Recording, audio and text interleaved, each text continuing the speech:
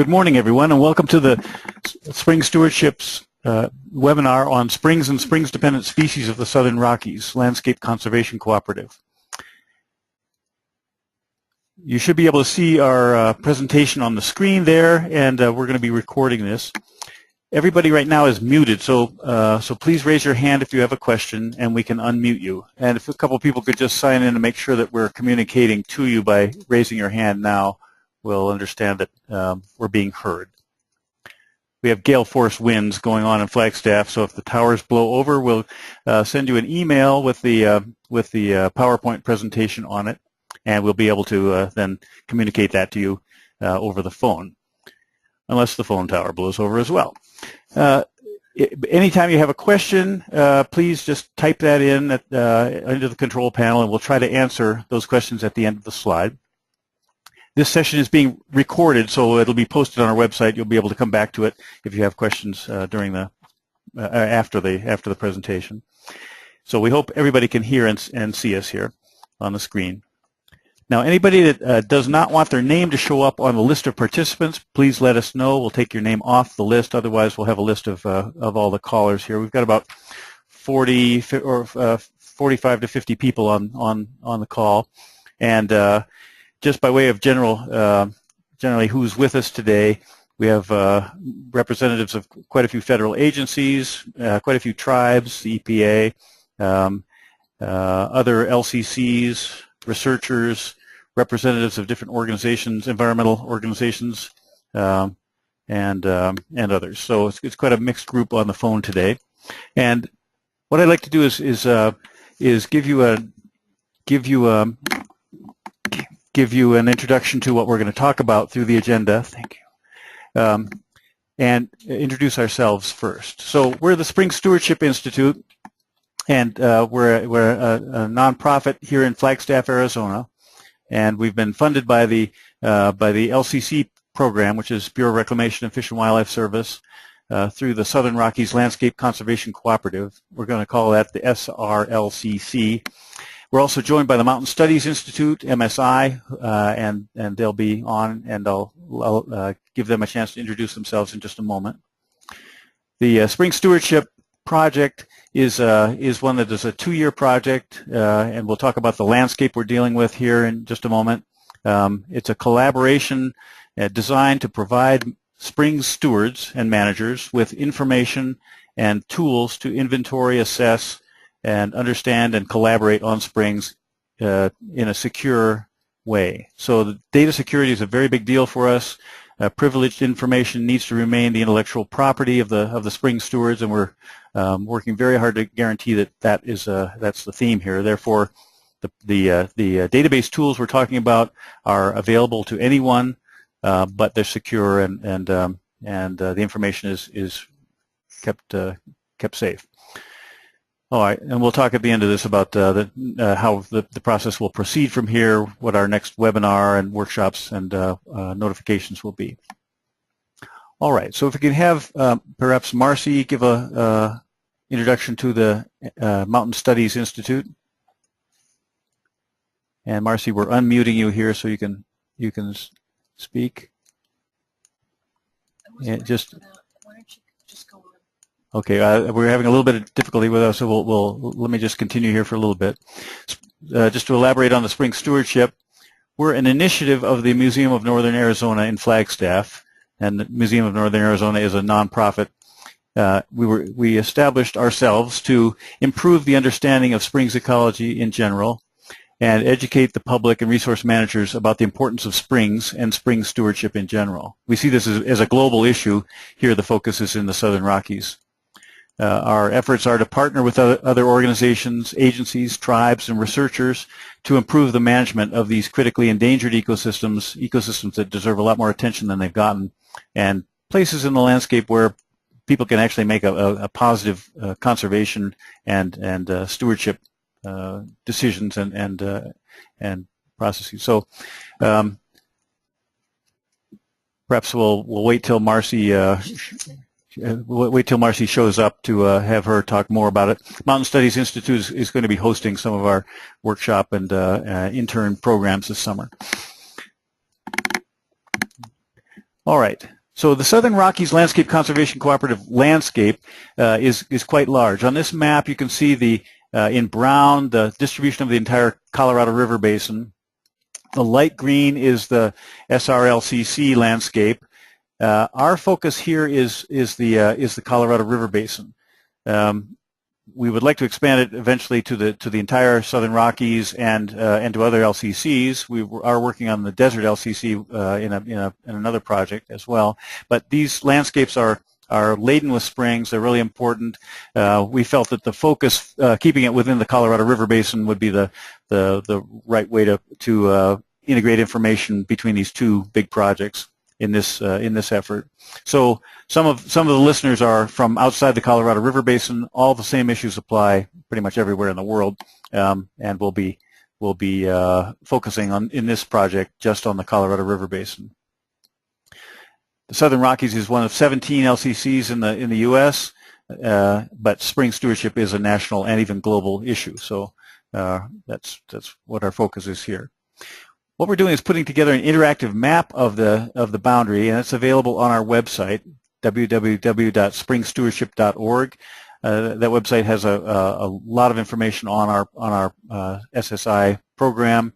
It's designed to provide the tools and descriptions of those tools in a way that's very user-friendly. And there's a link through that to get to the online database in which Springs information can be archived and reported upon easily. Within the Spring Stewardship program here for the Southern Rockies, we have 4 tasks. The first is to map the distribution of SRLCC springs in the Colorado River drainage and make that springs information available to land managers through secure online resources. Many springs have been previously identified. USGS maps, various research projects, various activities by federal agencies have identified springs in the landscape that are already public information. So a lot of this task 1 is pulling together already available information. Jerry Ledbetter, our information manager, will be talking about that shortly here, about the mapping challenges. We find that the mapping of springs has been very erratic, though, and therefore having a comprehensive map of the springs is our goal for this landscape, and then to be able to provide that information to land managers through secure online resources.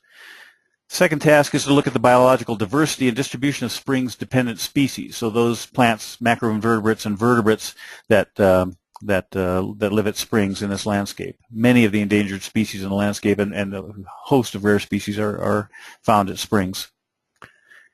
Third task is to conduct outreach through webinars such as this, through workshops and courses, through our website, and through individual communications.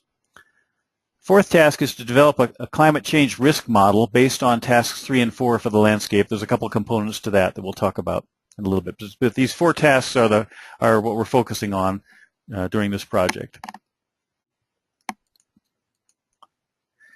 Why do we care about springs? Well, as you'll see shortly, springs are phenomenally abundant in the Intermountain West and in the topographically complex landscape.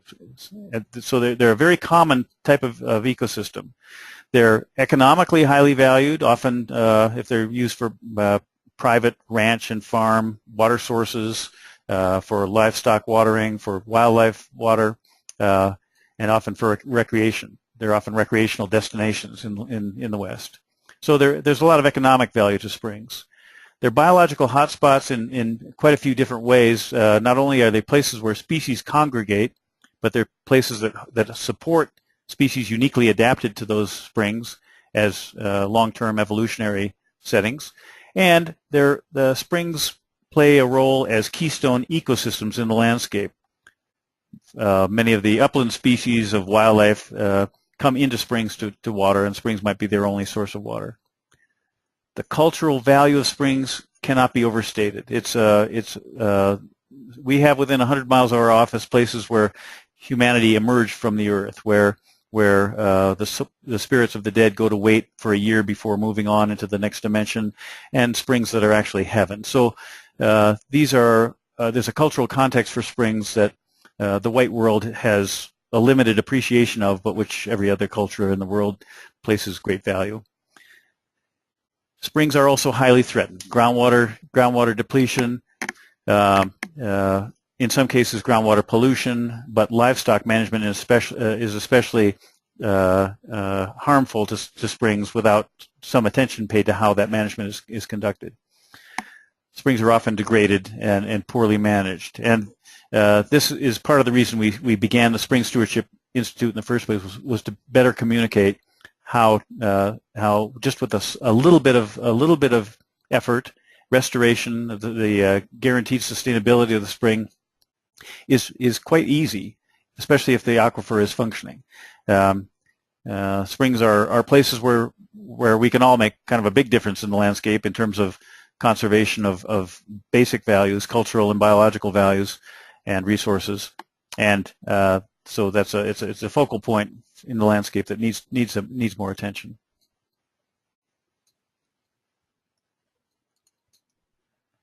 With the work of Abe Springer and myself and others, we've been able to identify about a dozen different types of springs in the Southwest.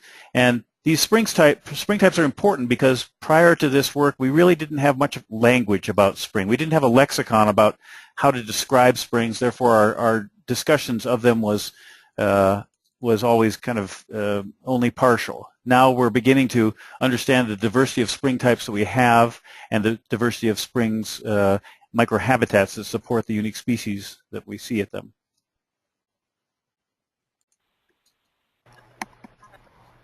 Okay, we have a question. Renee had a question. She raised her hand. Okay, Renee, you have a question?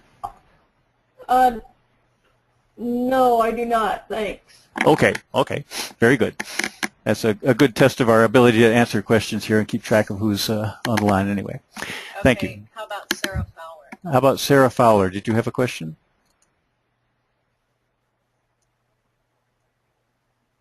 Oops.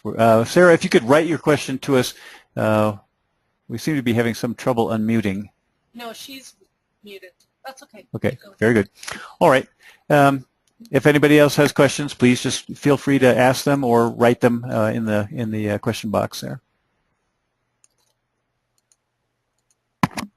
All right. At this point, Jerry Ledbetter, our information manager, will talk about mapping of springs in the Southwest here in the Southern Rockies.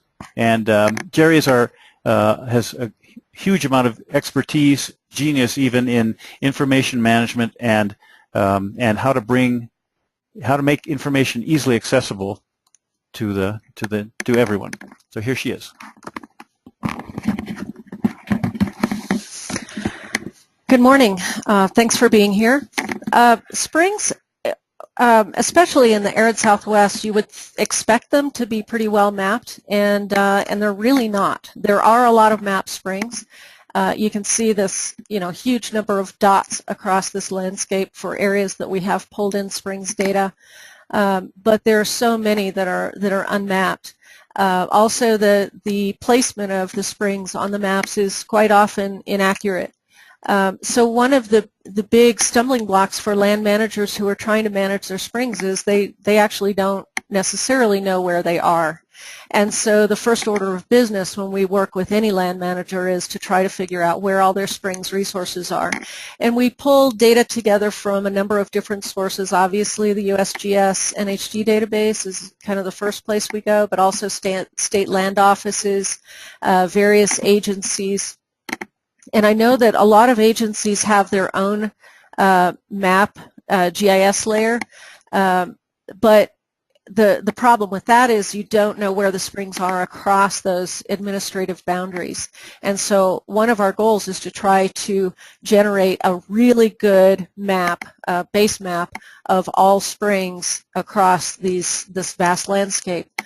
So other sources, we've looked at EIS documents, agency documents, water rights documents. We've scanned topo maps. That's pretty tedious, but we've found a lot of springs that way that aren't in the NHD database.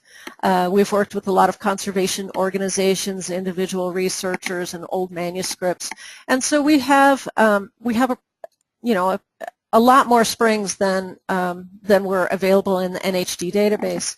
One of the problems, though, is reconciling all of these various data sets, and you can see the problem here. In northern Arizona, on the North Rim of Grand Canyon, there's a big set of springs. There are quite a few springs in this area, and they're all called Mangum, and they're all mapped in different places. And then very close to that, here's Morning Dove Spring, and it's mapped in 5 different places, and it's spelled 2 different ways, and then in other databases there's no name at all. So reconciling these data sets is pretty tedious sometimes, and sometimes it just comes down to a vote. If 3 different sources say a spring is in one place and it has a particular name, then that one wins. A lot of times we just end up having to ground truth it to figure out where the spring is located. So we've done a lot of that work. This is the distribution of springs that we have right now in the Southern Rockies LCC, and this is pulled in from, like I said, mostly the NHD database, but also these agencies that we've been working with and nonprofit organizations. We have 8,508 springs right now. A lot of times we'll go out to these springs and they don't exist. They've dried up or they've been completely destroyed. And we don't take those off the map. We mark those, we identify those as no longer a spring, but we don't pull them out of the database. Because, for one reason, we don't want somebody to say, why don't you have this spring on your map, and then add it back. We have an interactive map of these publicly available springs on our website. And the green dots down here are verified springs with some survey data available. The yellow dots have been verified. There is a spring there, but all the red dots are springs that we haven't necessarily verified. So part of the first task is to develop secure online applications where we can make this information available to land managers. And this is an example of one of the maps, one of the interactive maps that I created for the Spring Mountains National Recreation Area. And we did a lot of survey work in this area. It's west of Las Vegas. You can see Las Vegas over here. And then this Carpenter fire started up. And so we were updating the fire perimeter for them every day so that they could see which springs, if any, were being affected by this fire. And like I said, these maps are interactive. You can turn on and off layers. You can apply different base maps. And if you click on a spring, you can see information about it. And a hyperlink takes you to a report about that spring. So that's the kind of interactive map that we can create. These are maps and then applications that are online. They can be secured so that nobody else has access to it but the land manager, or they can be available to the public. We also have created an online database of springs, and what I'm going to do is just show you a little video so that it's a complicated database, and it's easy to get bogged down in the minutia, but it has information right now of 80,000 springs across the, stretching into Texas, over to California, and up into Wyoming. So it has a huge number of springs, but it works really fast. This is information about the site. So who owns it, where is it located, a description of it. The most recent photograph shows up in this. This is the georeferencing information. You can click on a map, on that little map symbol, and you can zoom in and see where the spring is located. I'm going to click satellite view. And in this case, actually, we notice that the spring is marked not where the source is, but downhill of it, and the source is actually up here. So you can move that point very easily, submit the coordinates, and it updates the UTMs as well as the decimal degrees and the coordinates. This is a list of surveys with the extent of data. That's how many categories of information is for each survey. and the history shows you who changed the data and when. So we're going to open up one of these surveys. You can sort by you can see that you could have a huge number of surveys for each site, so it's a one-to-many relationship with the surveys. So I've opened up the survey data. You can have general information about the site, flow. This is water chemistry with a lot of different parameters that match the EPA parameters. Here's the list of invertebrates. And here's where a relational database like this is really powerful as this database becomes populated. So I clicked on this this particular critter, a butterfly, and you can see all the sites where it's been reported, the maximum and minimum elevation. You can also display the coordinates in a map. And you can see a lot of them are in the desert Southwest, but there was a point up there in Canada. So we can get a really good idea of the distribution of these species. And there's a lot of other information that we can put in here, like the default, the native status, things like that. Similarly, the vertebrates are set up the same way, so I can click on the northern flicker. I can see all the sites where that species has been reported. This can be really useful when you're dealing with invasive species or rare species.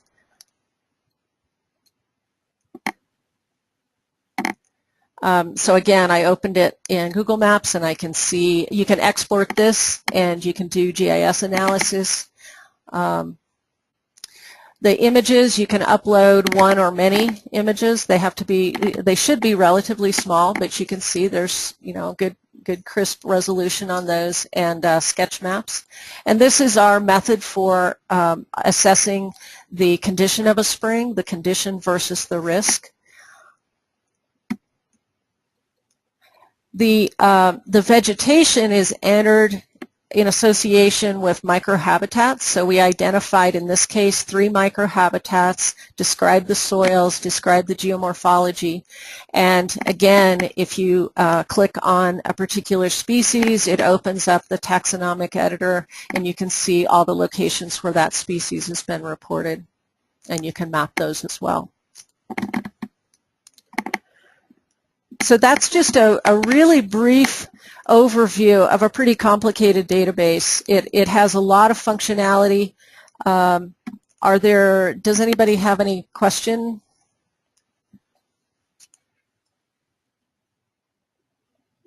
What?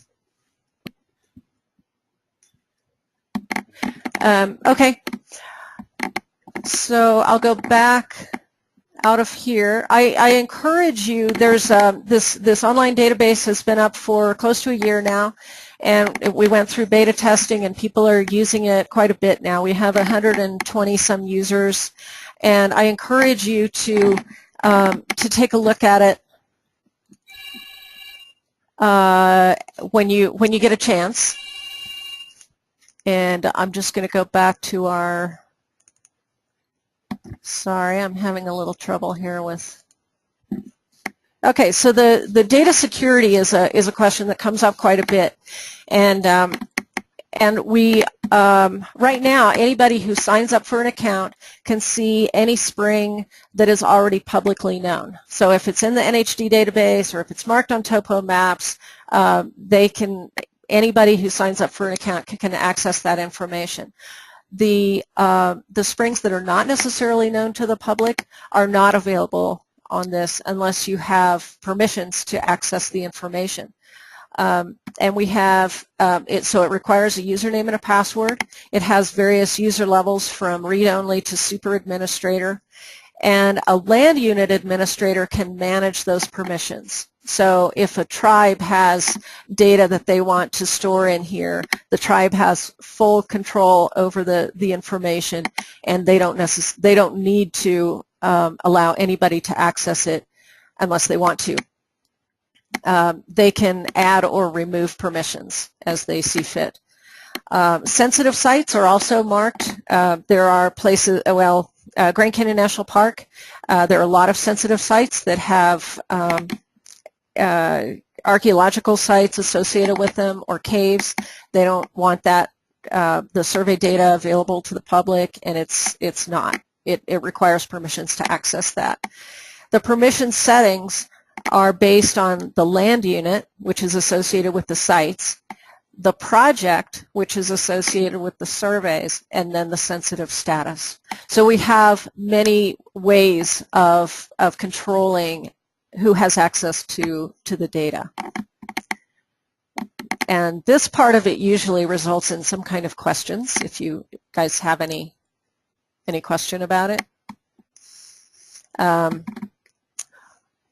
Otherwise, we'll move on to task 2.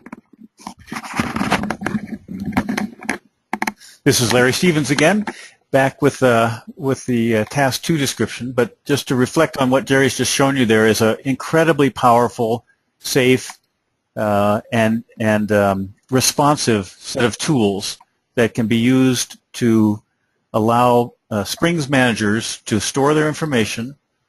It provides a common language whereby neighbors can talk about springs in a common context. Oftentimes the aquifers, of course, extend well beyond our political boundaries, and we may need to talk with our neighbors about issues going on or impacts of say, a power plant on springs that affect reservation lands and Park Service lands and other agency lands and private landowners. So having the tools together to be able to talk coherently in a common framework about these kind of issues is what we're trying to do here, and we really appreciate the support of the Bureau of Reclamation and the Fish and Wildlife Service with this LCC program to be able to make these tools abundantly available. All right. Task 2 of this whole project is to determine the biological diversity and distribution of springs-dependent species. What is a springs-dependent species? It's any organism, the macroorganisms here are the focus, in which one life stage is dependent on the spring's outflow. In other words, will this species exist without the spring? So if the answer to that question is no, the species can't exist without the spring, it's a springs-dependent species. The initial focus here is on macro species, so plants, macroinvertebrates, and vertebrates. We don't yet have funding for microbial biodiversity at springs, but that's a fascinating topic and well worth quite a bit of attention too. What we're trying to do is to develop lists of species that occur across the Southern Rockies LCC, pass that list through review by experts, taxonomic experts and management experts, to make sure that the list is accurate, that the distribution is worked out for those things, and to database that information to set the stage for more accurate mapping. This is obviously an ongoing process because we're looking at not only endangered species that might be living at springs. Some of the Pergolopsis snails, the humpback chub are both springs-dependent species, and are listed. McDougall's Flaveria. We're going to go back to that previous slide. The McDougall's Flaveria. There is. In the upper right corner is a former candidate species. Lives only at one set of springs. So these kind of critters are the focus of this effort, but we don't know all of them. These are some of the more prominent, well-known species in the landscape. There are hundreds, if not thousands, of rare species that occur at springs about which we don't know very much. We'll be using this information for climate risk modeling. Much of the available information on these species is already public information, so we're providing bibliographic reference to those documents.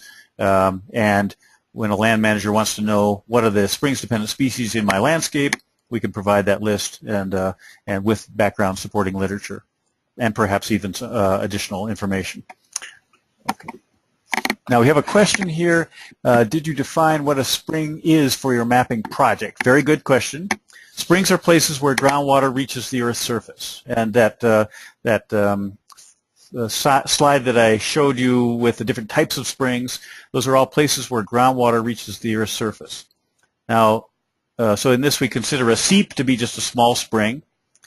Many springs are ephemeral, maybe as many as a quarter of them or so in our landscape here in northern Arizona. but an ephemeral spring is at least sometimes a spring. The various kinds of springs, groundwater reaches the surface of the earth in many different ways. Sometimes on the bottom of pools, and those big pool-forming springs are quite important as evolutionary settings, often with unique species.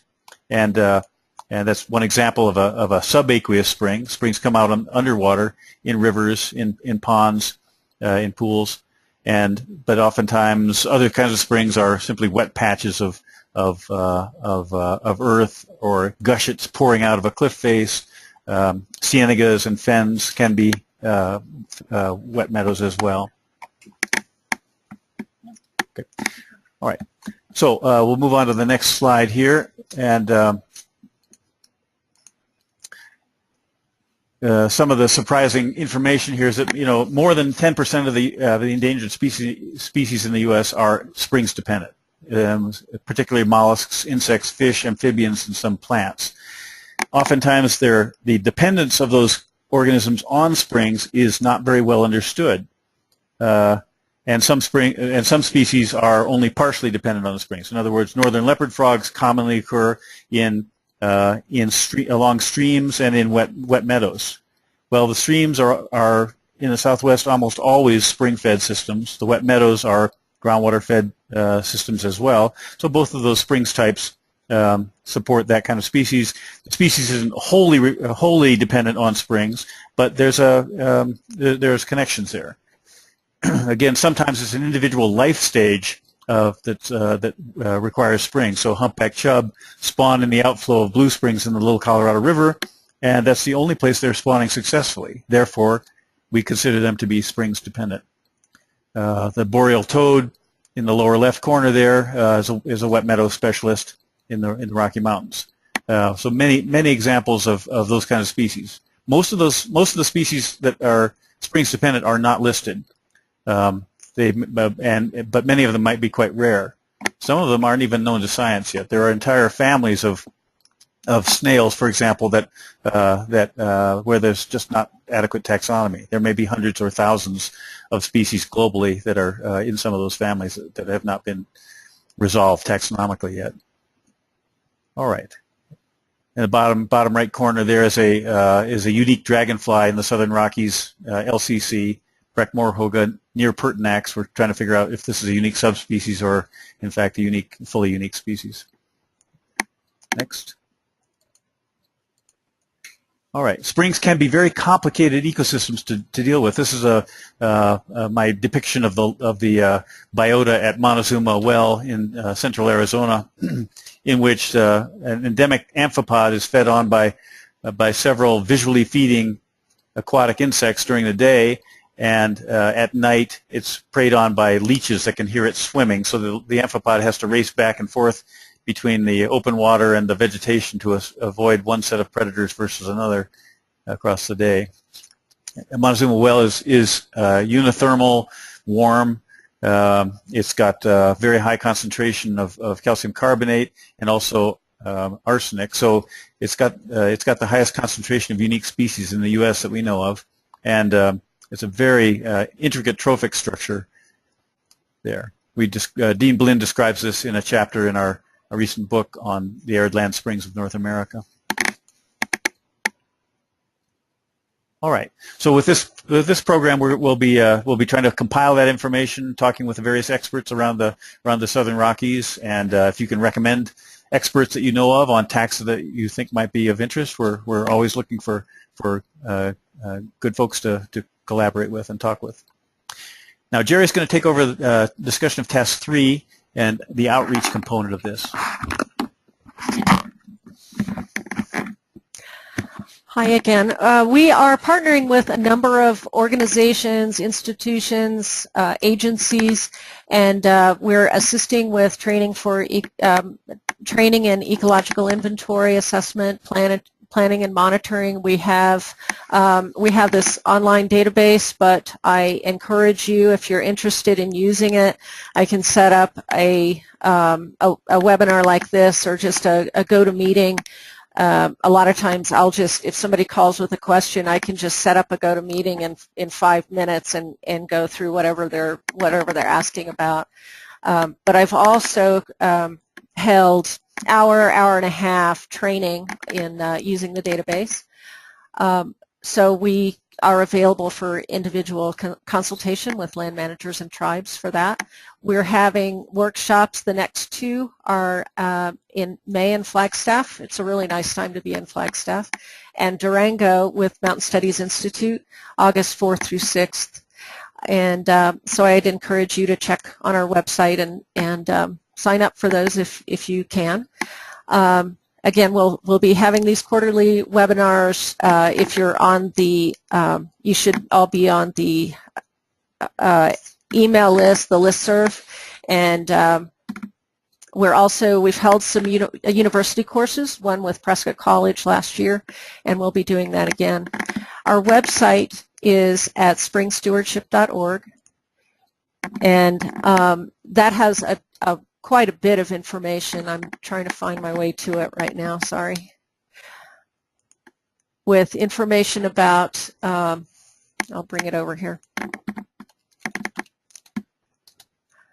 All the research areas where we work, information about springs ecosystems, what are springs, responding to that question earlier. The 12 springs types are all described here. We have our inventory protocols, assessment information management, our partnership information, the research areas where we work, and from here you can access various maps, including the Southern Rockies LCC. This is the general information, but there's also an interactive map that you can go to, and again, this is available to the public, but it's only publicly available information. It doesn't seem too excited about opening up right now, but check that out too. There are resources on here, the forms that we use for springs assessment in the field, and information about upcoming workshops. The one in Flagstaff, May 20th and 21st is here, and you can sign up online. We also have an application that we created, and then it was enhanced by a student, a GIS student in Tucson, and I don't know if this will work either because the internet seems really slow, but it's called Hide and Seek, and it allows the general public to report springs that we don't know about, and it also allows them to upload images, and so they could go to a spring that's already publicly known and maybe report problems with it. It's some land managers find this is really great to just have more eyes on the ground. So you can see, I can zoom in and see where there are already publicly known springs, and I could add a new spring or report on an existing spring and upload a photograph. So this is a really great way for the general public to get involved, to develop a better understanding about springs and springs distribution. And if there's something like the fence is down and the elk are trampling in it in a site, or any number of problems associated with the spring, or reduced flow, something like that, so they can report on those things. So I encourage you to check our website, and I'll turn it back over to Larry for test 4. All right. Once again, these are really powerful tools. This allows managers to bring in citizen scientists and interested folks. It allows them to compile and archive data in a way that we think is really critical to better management of springs. We're dealing with, for example, with one tribe whose elders have all passed, and they have lost the name of the spring that their culture emerged out of the earth from. So the significance of archiving this information, keeping track of what's going on, having some documentation, or a place that's, or actually a great deal of documentation if that's available in there. Being able to put in interviews with tribal elders, being able to put in diverse media and information about the springs seems like a really good idea to us, because this is this becomes an important archive. What Jerry hasn't talked about too much is the ease of reporting out of this system, whereby, yes, if you're interested in the distribution of an individual species, you can, with a button click, bring up the list of sites that species occurs at, or a map of it. But also with this, for a land manager interested in the status of their springs, so they go out and survey 30 or 40 springs, with the push of a button you can report on all the springs in the landscape. The reports usually run 5 to 10 pages in length, and you can simply have a printout of the condition of all those springs in electronic or hard copy form. So again, her genius is in putting together database system, information management systems that maximize the ease of data entry and also the ease of information coming out of them too, for people interested in being able to look at large topics over time. Similarly, if one is interested in a restoration project at a spring, pre-treatment surveys of the site can be matched up with post-treatment, and you can develop a trend assessment at a single site. So lots of dimensionality to the database, lots of utility, and it's really very easy to use. Okay, so the fourth task of this project is to conduct regional climate change risk modeling. And our strategy here is a little different than other climate change proposals you might have heard of. You know, normally what people do with climate change is they take global models and try to scale them down to local landscapes. And that might work in Kansas. It probably doesn't work as well in really topographically complex landscapes such as the Southern Rockies. In these landscapes, aspect plays a huge role in the distribution of plants and animals. In other words, the direction that a slope faces, if it's facing south, it's going to have a much more influence of southern desert and kind of temperature impacts on it than a north-facing slope. North-facing sites often don't get any direct sunlight at all, and they're really existing in different worlds climatologically. So as a starting shot in trying to figure this story out from the ground up, what we're trying to do is pull together information on the distribution of springs and the distribution of springs-dependent species across the landscape on a huck-by-huck basis, a hydrologic basin by basin relationship. There have been quite a few, hundreds or thousands of climate models run on this southwestern landscape. We want to compile that information to understand what the predictions are for those hucks, but then take the issues of human demand for water, the number of springs-dependent species as an indication of how many rare species, how many species that are truly found only in that huck. Use that information to be able to build a model of what the projected climate change risks will be, and then what the species at risk in that landscape will be. It's not necessarily a one-to-one relationship as to amount of climate change and the amount of risk to springs habitats, and we want to try to work that story out here.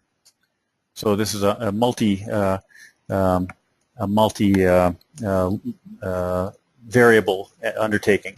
HUC is hydrologic unit code. It refers to a hydrologic basin, and right now on the Colorado Plateau, in the Southern Rockies in general, typically the surface catchment basin is going to be the catchment basin that affects the springs.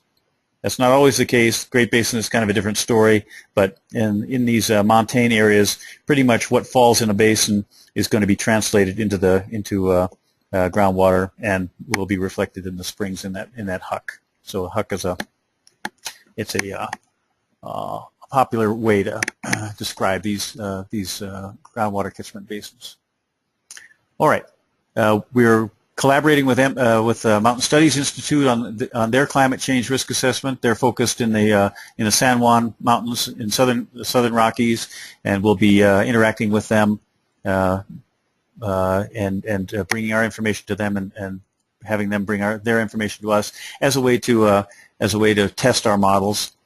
One of the other elements of our project is that we're going to be looking at the distribution of plants in relation to aspect and elevation. Climate change is a time relationship, but the aspect and elevation is a space-related relationship. So by looking at aspect and elevation, we can substitute space for time in terms of understanding climate change. So through this, we'll be looking at the distribution of common plants and also of selected rare plant species that are springs dependent in relation to aspect and elevation. Springs they're tremendous concentrating places for plants. We find typically a quarter of the flora in any large landscape at just a few dozen springs within any landscape. So these are places where you can gather a lot of information about aspect effects on the distribution of plant species, and knowing the elevation, put together models of how each common plant species in the landscape may change. And then, of course, the species at risk would be the springs-dependent species. At most risk might be the springs-dependent species. We'll develop those models as well. Non-native species also will be included in this list because we're interested in what weeds are next to in the landscape. All right, so that's task 4. Is this climate change risk? So in this process, this involves a lot of collaboration. And the collaboration hopefully is advantageous to the people interested in this topic. We're hoping to be able to provide anyone who's interested with securely archived data that's also easily extracted if they want to develop reports about it. We want to enhance aquifer-wide stewardship across administrative boundaries. Again, aquifers are often extending far beyond the political boundaries on the landscape, and having a common language, a common way to talk to one's neighbors about springs and the species on those springs seems to us like a good idea. Part of the process here is to facilitate contribution of information and data, and to encourage geo-collaboration about these. So if any of the audience are interested in developing a plan to better inventory and assess their springs, we'd be just delighted to talk with you about that. Are there trade-offs for collaborators? Well, we'd love to hear about them. If you see there are risks to your information in our process, we'd love to hear about it, because we're trying to create this as a broadly applicable source of information and a strategy for being able to house information and share that where one chooses to share that with one's neighbors. So throughout this whole process, we really welcome your feedback and discussion.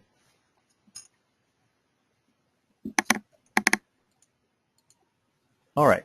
So we would ask of you, I guess, if you're interested in collaborating with us, we'd like to know about additional contacts. We certainly don't know everybody in the Southern Rockies that we should at this early stage of the project. We'd love to know who the contacts are. If you can spread the word about our program, we'd love to know more about it. Love to have the information get out there. We'd love to have you look at our online tools and provide feedback and suggestions about those. Any problems you have with them, we'd love to know about it, because the easier the online process is, the more useful and effective it'll be. We invite you to contribute data, and if you're concerned about that, try a pilot set of data, and we'll see how we can interact with you. We're very interested in bibliographic resources that you might have. There's a bibliography associated with the online database that we are trying to build, and so any of that information, any links that are relevant to our undertaking would be welcome. And we'd like to bring this discussion to future webinars as well. Time frame for developing the climate change. Yeah, so the climate, I've got a question about the time frame of developing the climate change model. we need to first have the list of springs compiled, then the list of springs-dependent species. As we're doing that, we'll be pulling together the information on climate change projections for the hucks across the Southern Rockies. And so towards the last third of the project or so, we'll be pooling all this information. We'll hold a webinar just on that topic, probably the third or fourth one in the in the process here. So we need the background information to be able to build that climate change risk model. All right, and Jerry will answer the next question here. So Julie had a question about is there a database template that could be used offline and then the data could be transferred? The predecessor to this online database was Microsoft Access, and it worked great. We used it on our network, and multiple people could be entering data, but it didn't lend itself to collaboration outside of our office. And so we went with this online database. It does require you to be online. However, we can upload a tremendous amount of information. I just uploaded data for 15,000 springs last week. We can upload survey data. We can upload water chemistry data. So it doesn't have to be manually entered. I love technology. I love databases when they work well and they're well designed and well thought out. But in the field, I really like paper. And people have asked about, is there a field tablet or something that we can use? The Springs data are just too complicated to try to enter on a small, like on your phone. I just don't see that working very well. I have entered data in the field onto a tablet, but then you don't have that quality control ability that you do using paper in the field. And so we've looked at a lot of different possibilities, but what we come down to is you write the data onto paper field sheets, and the field sheets are designed so that everything's in the same order, and you enter it in the same order into the database. So it makes it quite fast to do the data entry part of it. Okay. All right. If anybody else has any more questions, we'd be happy to talk with you. And not seeing any at this point, we'd just thank you so much for your time today. We think the issue of springs and spring stewardship is a big deal. I work on various projects around the West, trying to manage rivers and forests and large landscapes that it takes years and years of collaboration with dozens of stakeholders, none of whom agree about what the right course is to make progress. With springs, there are usually few stakeholders. There are great opportunities for stewardship improvement, and it is really with a great sense of reward that you can look at a piece of landscape and say, we did something really good here. And with spring stewardship, that's the story we often come up with. More attention to them is warranted because of the number of rare species and the cultural and economic values associated with them. Conditions are ever more dire for water in the West, and springs are a place where, with appropriate attention, good progress can be made. So these are very positive places to work. We strongly recommend that large land managers, managers of large landscapes, will consider inventorying the springs on their land and trying to find out whether there are rare springs types, whether there are rare spring species under their jurisdiction, and improve the stewardship on them. Again, we really appreciate the support of the LCC process in this project, and our office here at Springs Stewardship Institute in Flagstaff is open pretty much 24/7. So if you have questions and comments, we'd be more than happy to assist you if you are interested in learning more about the database and the tools available here. We think they're really hot, and we'd love to share them with you if you choose to. So with that, we'll conclude the webinar. Our next webinar will be in May, and we look forward to talking with you again then. Thank you very much.